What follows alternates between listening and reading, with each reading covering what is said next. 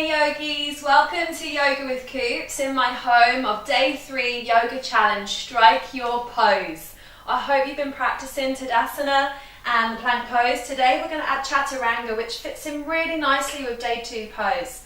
Okay, it's one that can take such a long time for you to nail on the mat, and that's why home practice is great for you to just go home, experiment with what feels right in your body, what doesn't, tweak it, and then bring it back to class. So there's going to be lots of different stages to this posture, the Chaturanga Dandasana. It's one of my favourite postures to say because it's just so cool. Chaturanga Dandasana, the 4-legged staff pose. Okay, so using the 4 corners of your body, your hands, your feet, and stretching everything out. It's a beautiful posture. Let's get into it. So we're going to start on all fours on tabletop and start to roll those shoulders back. And lift up from the arms, so find that lift up, breathe the core in, great. Push the feet down, the fronts of the feet into the mat, and bend into those elbows. Bring them in towards your ribs, so you're creating this ledge, great stuff. Inhaling and then exhale up. Finding length and space in the chest, so roll the shoulders back, lengthen the spine here, lift the arms up towards the sky, great. And then exhale, bend down into the elbows, creating that ledge. Holding there for 2 breaths and lifting back up. And so just to go through this ledge, if I just put one forearm down and show you this ledge on this side, this is a really important part of Chaturanga, creating that ledge, which we'll come back to when we go through the full version. That ledge is going to be there to support your body, and it's going to take your top body parts of the weight. So let's go through this again, inhaling and exhale, bending into those elbows, pushing down, take the gaze forward, loosen the neck muscles and shoot back up, great. Pushing into the mat, ground into those fingers, drive them into the mat and then sweeping back up. So you should feel this in your triceps and biceps. You should start to feel them work, not in your lower back, okay? And so it's super powerful for your arms. And so let's track on with this one. Roll the shoulders back, nice big breath in. And exhale, one more. Pushing up, inhale. Working the biceps, exhale. And then start to bend into the knees. If this feels achy, place a blanket underneath your knees. Okay, walk the hands forward slightly, and hands are shoulder width apart. Roll the shoulders back, point into the toes, take the gaze forward, great. Bend into those elbows. Bring the elbows in towards your ribs. So instead of popping them out, okay, bring them in, hug them in. They're supporting the body. Exhale back up. Great. One more, inhaling. Holding the weight, exhale. Now, if this is not feeling great for you, or feeling like you're putting a lot of pressure on your wrists and arms, take it slow and take your time, okay?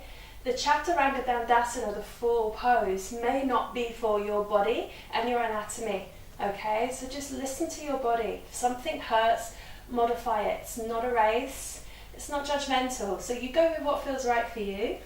And so for some of you in this pose, you may just bend the elbows, take a slow breath in, and exhale up. Then take child's pose. Rest.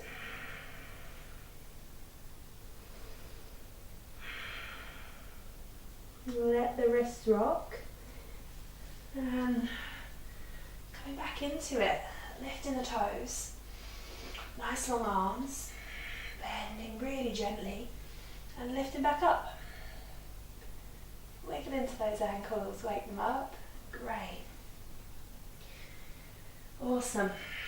Let's take a little bit further. And so going into plank, so peeling the legs back, squeezing the glutes, loop the shoulders back, lift up in the arms, so find that lift. Great. From here, in classes, modified Chaturanga can be dropping those knees down nice and gently.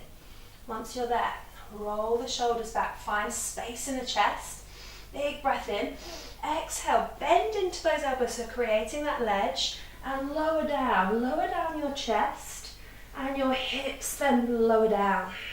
Lift, roll up. Let's take that back. So, go super slow. Taking your plank, rolling the shoulders back. Nice big breath in. The exhale, we're going to lower the knees. We're going to keep lowering the chest, bending the elbows. Then lower the hips. Loosen everything up. Wiggling to the hips.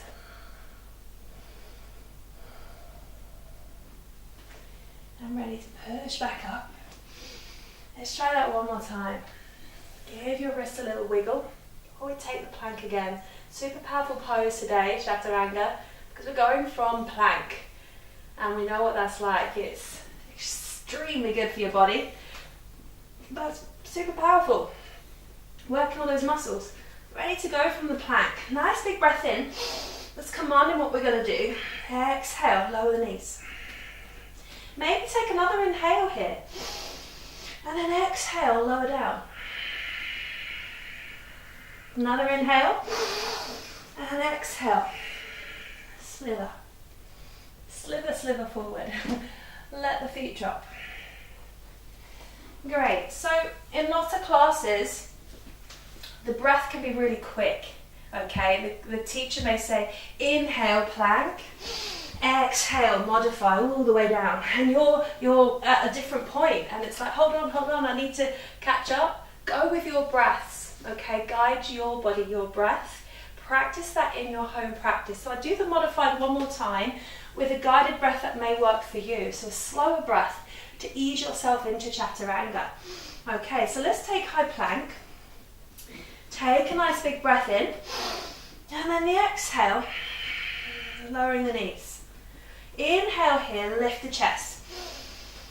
And then exhale, slowly start to lower down, making your ledge. Inhale again, feeling things wobble. Exhale, start to lower down. Lower the hips. Let everything dangle. Great. Hope that makes sense. Now we're going to go for the final Chaturanga posture. So the full flow of Chaturanga Dandasana. Okay, and it may not be for you. So you can give it a go. And if you know it's not feeling right, take it back to one of the first modified postures. Okay, and keep practicing them because that is the best thing for your body. Okay, so let's get back into our plank. Ping those heels back. Open up, create space in the chest, roll the shoulders back. Nice big breath in here. And as we exhale, we're bending into the elbows, okay? And we're creating that ledge. And we're finding that nice one line before we lower down. Great, let's go through that again. And go through some of the things that can go wrong in this pose. So, finding that length in your spine. Gaze forward. Roll the shoulders back. Tilt the hips forward slightly. Can help. Find that spring. Nice big breath in. And exhale, lower down. All the way. Wiggling it. Some things that can go wrong in this pose that can damage your lower back is dipping it down. So dipping like a banana. Okay? And I'm going to show you what that looks like. Nice big breath in, and then dip. Dip, dip, dip. It's all dipping down. And you want to get there because the teacher's breathing you into the next pose and you're hurting your lower back. Okay?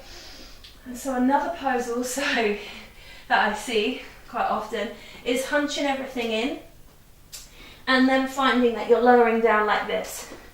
You're actually going to do damage to your top parts of your shoulders.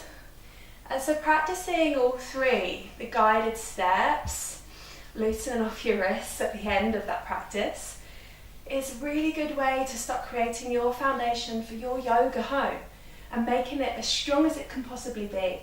And so the key is your foundation in every posture and finding that for you. Your foundation is going to be slightly different to my foundation because our anatomies are different. Our structures, our breath is so different, and so just listening to what's right with you and making those changes and taking it slow. Namaste, guys. Have a really, really good day.